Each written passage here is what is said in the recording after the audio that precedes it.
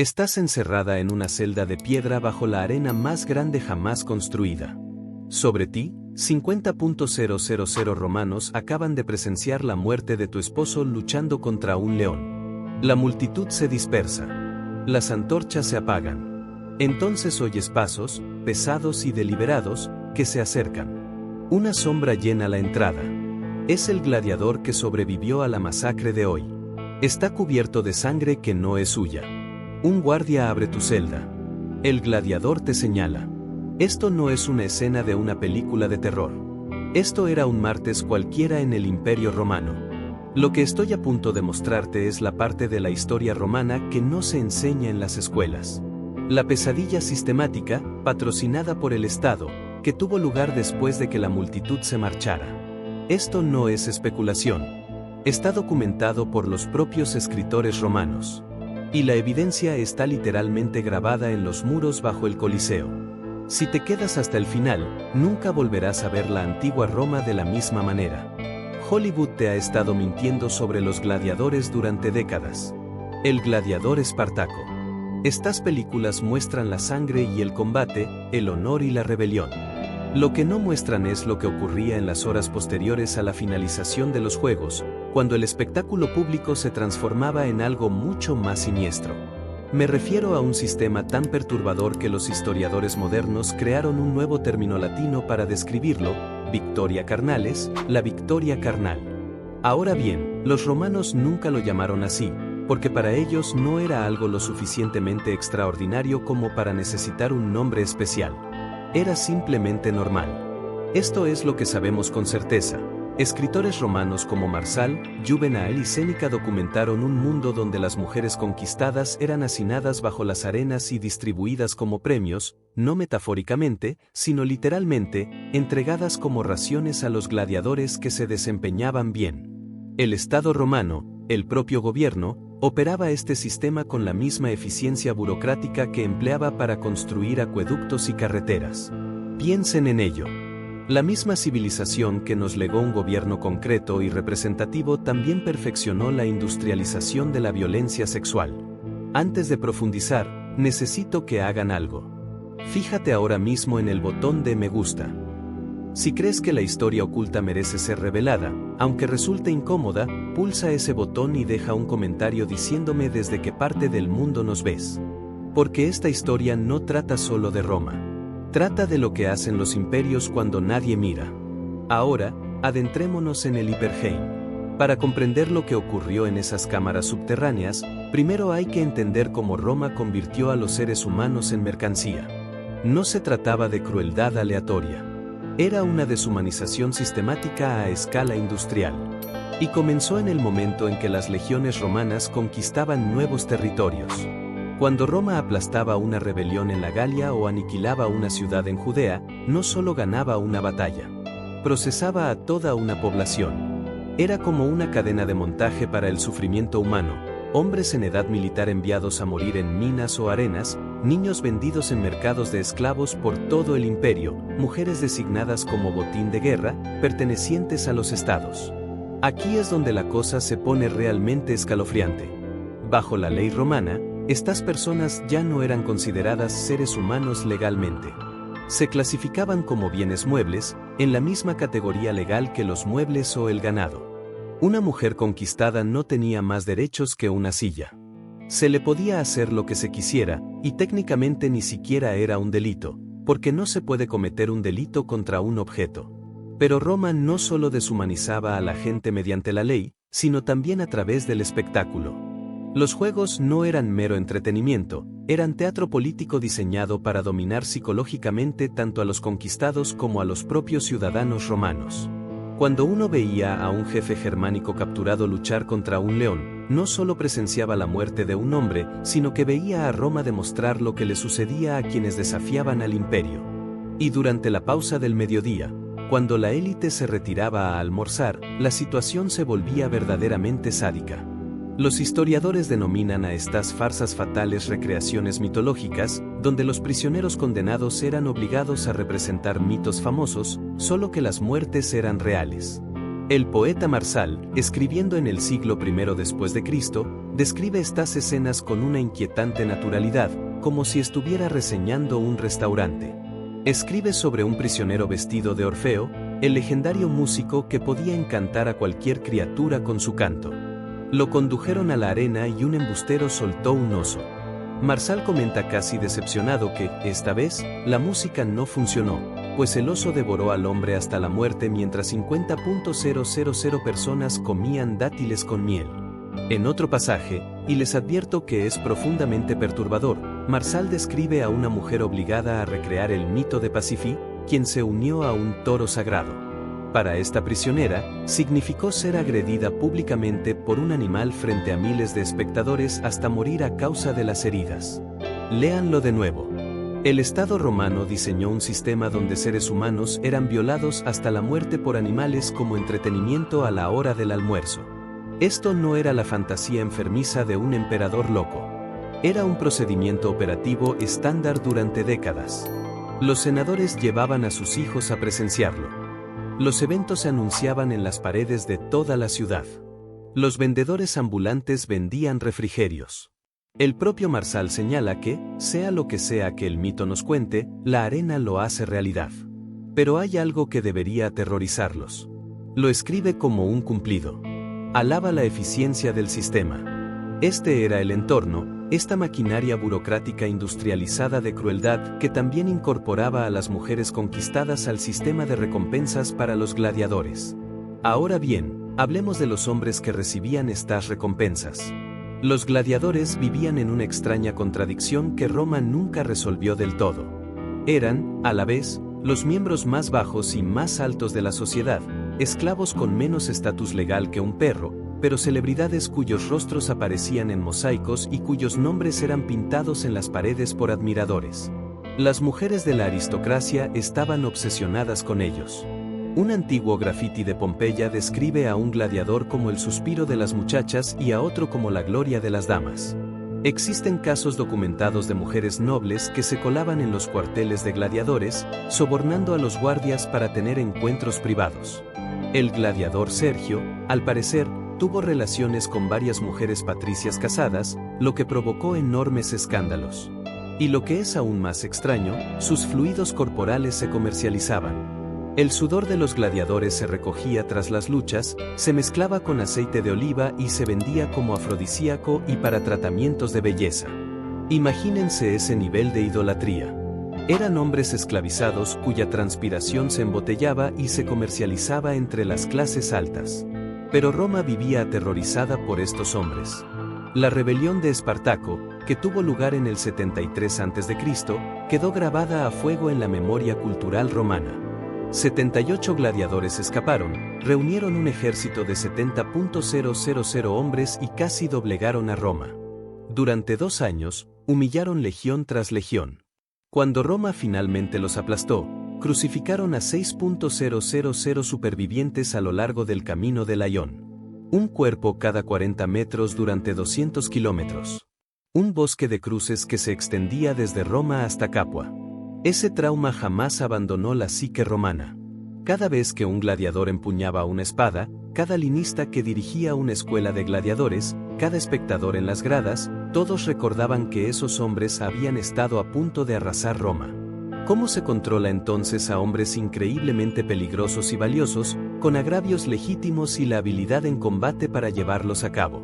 Se emplea una combinación de castigos brutales y recompensas calculadas, raciones extra de comida, premios en metálico y libertad tras suficientes victorias. Pero las fuentes insinúan algo más primitivo, el acceso a las mujeres conquistadas. La documentación al respecto es frustrantemente dispersa. Los escritores romanos lo mencionan de pasada, como si fuera demasiado obvio como para explicarlo en detalle. Sin embargo, al reunir referencias de fuentes marsellesas, juveniles y posteriores, emerge un patrón. Tras una victoria particularmente impresionante, sobre todo durante los grandes juegos financiados por el emperador o senadores adinerados, los gladiadores que sobrevivían y luchaban bien recibían lo que las fuentes antiguas denominan vagamente privilegios del vencedor. Los historiadores modernos, leyendo entre líneas y contrastando la información con lo que sabemos sobre las recompensas militares y la gestión de esclavos, creen que esto a menudo significaba acceso a las cautivas retenidas bajo la arena. El proceso parece haber sido escalofriantemente burocrático. El gladiador era conducido al Hipergim, la vasta red subterránea bajo la arena. Aún con su armadura, aún cubierto de la sangre y la arena del ruedo. Un funcionario del Ludus o un administrador de la arena lo escoltaba. Caminaban por túneles iluminados por lámparas de aceite, pasando junto a las jaulas de los animales y los ascensores mecánicos hasta llegar a una sección específica de celdas. Estas no eran celdas comunes. La evidencia arqueológica de varios anfiteatros del Imperio, Capua, Pompeya, e incluso bajo el propio Coliseo, revela pequeñas cámaras con características distintivas, bancos de piedra, anillos de hierro anclados a las paredes a la altura de la cintura y cerca del suelo, y puertas que se cerraban con llave desde el exterior. Algunas salas muestran evidencia de cadenas fijadas permanentemente a la estructura. Las mujeres recluidas en estas celdas eran llamadas idamnati, prisioneras de guerra condenadas. Ya habían pasado por la burocracia romana de la conquista. Sus nombres eran registrados en libros de contabilidad por funcionarios llamados comentaristas, quienes llevaban el control de los bienes del Estado. A cada mujer se le asignaba un número y una categoría según su origen: germánica, británica, partica. Al gladiador se le mostraba una hilera de celdas. Algunos relatos sugieren que podía elegir. Otros implican que a las mujeres simplemente se les asignaban, como si se tratara de equipo que se saca de un almacén. En cualquier caso, un guardia abría la celda designada, la mujer salía o el gladiador entraba y la puerta se cerraba de nuevo. Lo que ocurría después no se describe con detalle explícito en las fuentes que han sobrevivido, pero no hace falta mucha imaginación. La arquitectura cuenta la historia. Los textos no. He aquí lo que hace que esto sea especialmente siniestro: no era un crimen. Ni siquiera era considerado moralmente cuestionable por la mayoría de los romanos. Formaba parte del presupuesto operativo de los juegos. La logística de la Victoria Carnalis estaba a cargo de los mismos administradores que programaban las luchas de animales y mantenían el equipo de la arena. Desde la perspectiva del Estado, este sistema resolvía varios problemas con elegancia. Recompensaba a los gladiadores leales con una pequeña cantidad de dinero. Las mujeres conquistadas no le costaban nada al Estado, ya que estaban clasificadas como botín de guerra. Reforzaba la sensación de poder y privilegio del gladiador sin otorgarle realmente libertad ni autoridad. Y enviaba un mensaje tanto al gladiador como al pueblo conquistado. Esto es lo que significaba el dominio romano. La victoria en la arena otorgaba el mismo derecho que el emperador tenía sobre los conquistados. Un escritor romano, cuyo nombre se ha perdido pero cuya obra citan historiadores posteriores, lo expresó sin rodeos: el vencedor reclama su premio del mismo modo que el imperio reclama sus provincias por derecho de conquista. Analicemos los espacios físicos donde esto ocurrió, porque la arqueología es contundente. Cuando los arqueólogos comenzaron a excavar bajo el Coliseo en el siglo XIX, su principal interés radicaba en la impresionante ingeniería, los sistemas de ascensores que elevaban a los animales hasta la arena, los complejos túneles para el traslado de personal y equipo. Pero a medida que continuaban las excavaciones, encontraron algo inesperado: cámaras especializadas sin una función logística aparente. Estas salas son pequeñas, de entre 10 y 15 metros cuadrados. Se encuentran en una sección separada del Hipergim, alejada de las jaulas de los animales y las salas de preparación de los gladiadores. Sus características distintivas son las que incomodan a los arqueólogos modernos. Bancos de piedra bordean las paredes, pero a diferencia de los de otras cámaras, estos están construidos a una altura específica. Anillos de hierro están anclados a las paredes a diferentes alturas, algunos a nivel del suelo, otros a la altura de la cintura y otros más altos. Las puertas son de madera maciza reforzada con hierro y se cierran desde el exterior. Las paredes de varias cámaras muestran marcas de arañazos, uñas desesperadas intentando perforar la sólida piedra. El historiador romano Casio Dio, escribiendo en el siglo III después de Cristo, menciona que debajo de los principales anfiteatros había cámaras para quienes esperaban su turno. La redacción es deliberadamente vaga, pero en contexto, se refiere a la logística de los juegos, específicamente a la gestión de los recursos humanos. Pero la evidencia más perturbadora proviene de los grafitis. En el Hipergym bajo el anfiteatro de Capua, la misma ciudad donde Espartaco inició su rebelión, los arqueólogos encontraron marcas de arañazos en las paredes de las celdas. Algunas inscripciones están en latín, otras en lenguas de todo el imperio.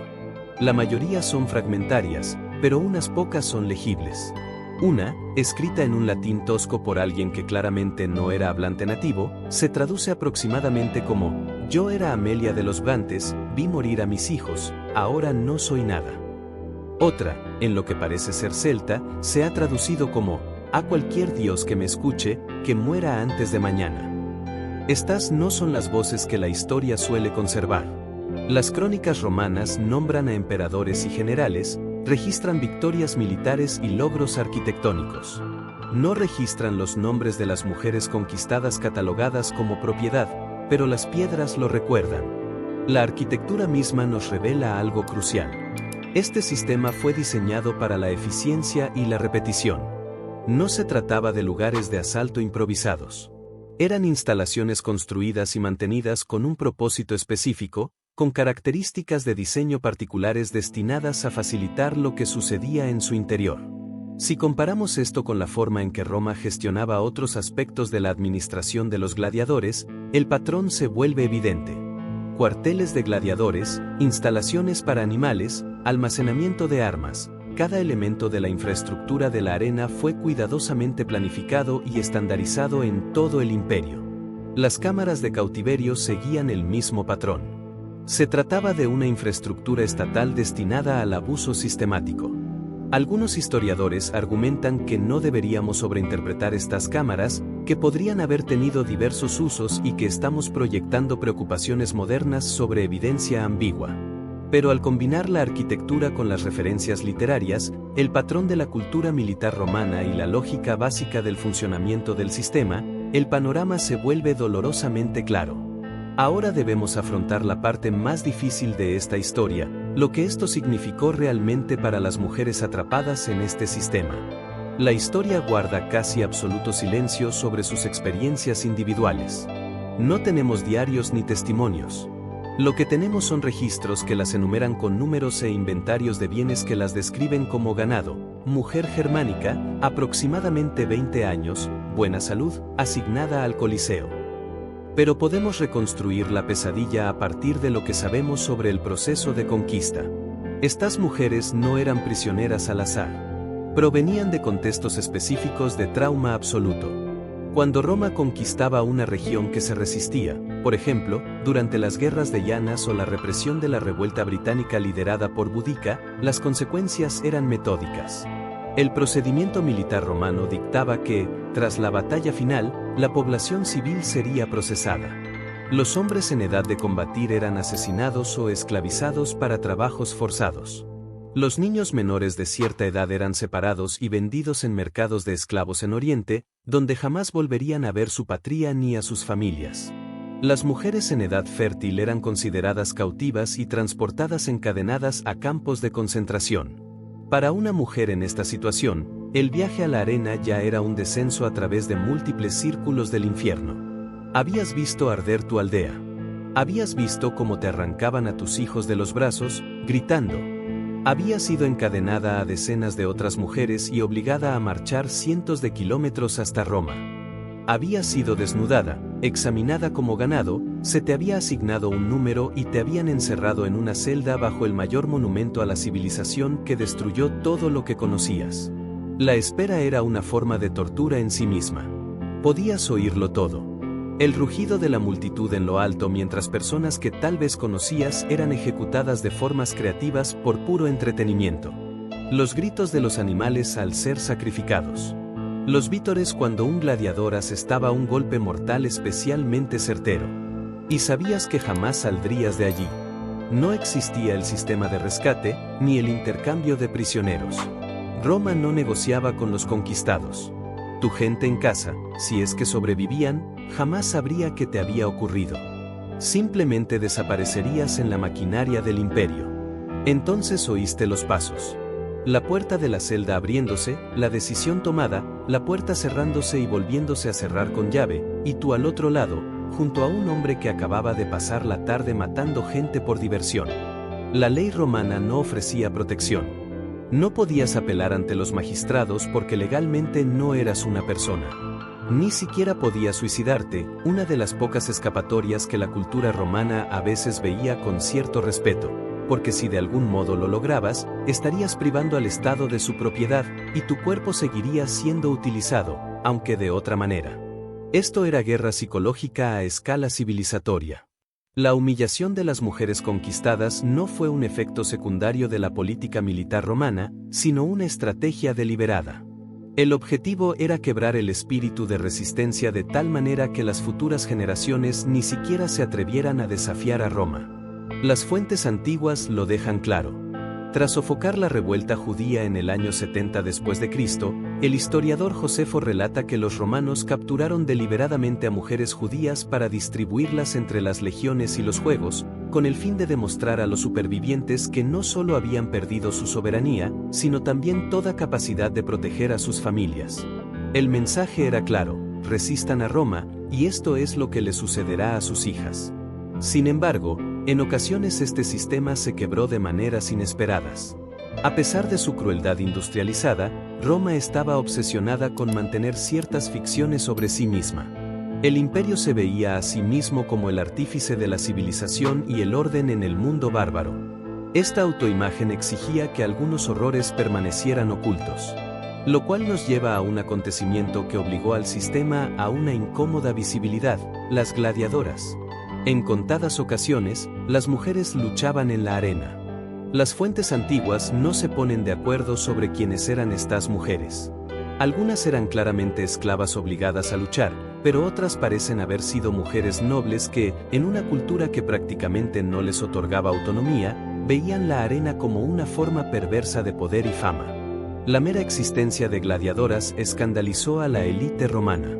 El joven satírico escribió con profundo desprecio sobre las mujeres aristocráticas que entrenaban con armas de gladiador, preguntándose: ¿qué pudor puede tener una mujer que lleva casco? En el año 200 después de Cristo, el emperador Septimio Seo asistió a unos juegos en Antioquía donde participaban mujeres gladiadoras. Según el historiador Casio Dio, presente en el evento, ocurrió algo inesperado. El público griego reaccionó con sorpresa e incomodidad, tratando las luchas con la misma seriedad que las de los gladiadores masculinos. Pero los espectadores romanos, en cambio, se burlaban, proferían comentarios sexuales y trataban todo el evento como una broma obscena. Las gladiadoras no eran vistas como guerreras, sino como un espectáculo sexual, colocadas accidentalmente en un lugar destinado a combates a muerte. Según se cuenta, Zeus quedó mortificado, no por la violencia en sí, sino por la brutal reacción de sus conciudadanos romanos. La dignidad de los juegos, su herramienta de propaganda, se veía socavada por la incapacidad del público para distinguir entre violencia y sexo cuando había mujeres involucradas. Por ello, prohibió por completo que las mujeres lucharan en la arena. Reflexionemos sobre lo que esto nos revela. El problema no radicaba en proteger a las mujeres de la violencia. Las cautivas seguían siendo retenidas en cámaras bajo esta misma arena. El problema era que la violencia se había vuelto demasiado visible, demasiado pública, de una forma que incomodaba la autoimagen de Roma. Al emperador no le importaba el abuso. Simplemente quería que ocurriera en las sombras, donde debía ocurrir. El abuso no cesó tras la prohibición de Ceiró. Simplemente regresó a la oscuridad del Hipergim, donde siempre había operado principalmente. En fin, esto es lo que realmente debería inquietarnos: este sistema no terminó con un despertar moral. Los juegos continuaron durante siglos, incluso después de que Roma se convirtiera oficialmente al cristianismo en el siglo IV después de Cristo. Los juegos de gladiadores persistieron durante décadas. El último combate de gladiadores registrado tuvo lugar en el año 404 después de Cristo, cuando un monje llamado Telmaco saltó a la arena para detener una pelea y fue linchado por una multitud enfurecida. Solo entonces el emperador Honorio prohibió definitivamente los combates de gladiadores. Pero ni siquiera eso acabó con el sistema de cautiverio que se extendía bajo las arenas. La infraestructura permaneció. La práctica de capturar prisioneros de guerra siguió siendo un procedimiento militar estándar durante todo el periodo bizantino. El sistema finalmente desapareció, no por un progreso moral, sino porque el propio Imperio Romano se derrumbó. La maquinaria de conquista se detuvo. Así, el suministro de cautivos se agotó. La institución murió por falta de recursos, no por una evolución ética. Hoy, cuando los turistas visitan el Coliseo, se toman selfies frente a magníficos arcos y se maravillan con la ingeniería antigua. Los guías turísticos hablan de combates de gladiadores y cacerías de animales. La mayoría nunca menciona lo que ocurría en las cámaras subterráneas. Las piedras siguen allí. Esos anillos atornillados a las paredes no se han oxidado. Las marcas de arañazos de uñas desesperadas aún se conservan bajo siglos de polvo. Los registros que catalogaban a los seres humanos como meros objetos de inventario se conservan en los archivos del Vaticano y en museos de toda Europa, a disposición de quien desee consultarlos. No hablamos de incidentes aislados. Era política de Estado. Era infraestructura. Era lo habitual. El Coliseo se erige como un monumento a lo que realmente significa el imperio. No solo la grandiosa arquitectura y las victorias militares que celebramos, sino el horror industrializado necesario para mantener el poder absoluto.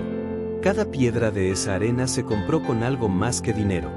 Se compró con vidas destruidas deliberadamente de la forma más sistemática que la humanidad jamás haya imaginado.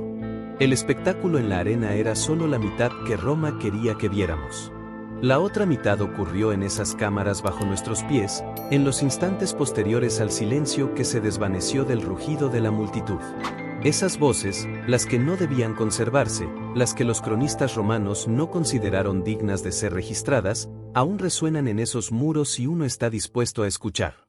Y esa es la historia que no se enseña en las clases de historia. Si esto te ha revelado algo que desconocías, suscríbete y activa las notificaciones, porque seguiremos desvelando la historia que intentaron borrar. Deja un comentario con tu opinión y nos vemos en la próxima investigación sobre los rincones más oscuros del pasado.